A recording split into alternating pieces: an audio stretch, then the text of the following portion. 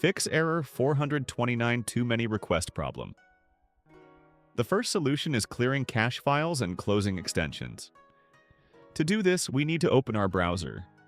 After opening our browser, we click on the three dots at the top right corner and open Settings. Once we have done that, we click on Privacy and Security Third-Party Cookies and then see all site data and permissions. After doing this, we type the site we have a problem with in the search bar. After searching for the site, we click on Trash icon and then click on Delete.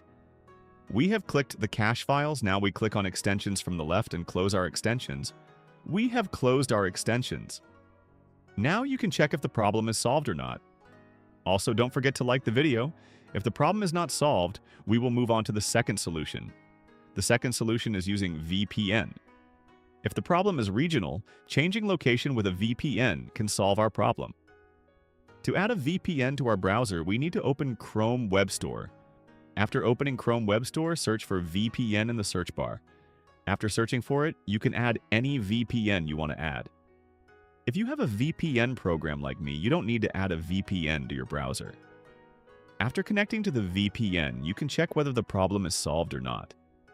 If the problem is not solved, we will move on to the third solution. The third solution is changing DNS. To do this, we come to the search section and search for Control Panel. After searching for Control Panel, we open it. After opening Control Panel, we click on Network and Internet Network and Sharing Center, and then click on our connection. After clicking on our connection, we open Properties. Once we have done that, we select IPv4 and open Properties again.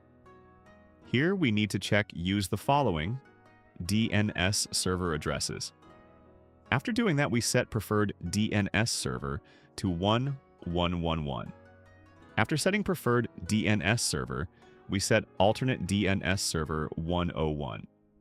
This DNS belongs to Cloudflare, and it is completely safe to use. We click OK and apply the changes. We have changed our DNS server. Now you can check if the problem is solved or not. If this video helped you out, please like and subscribe for more tips.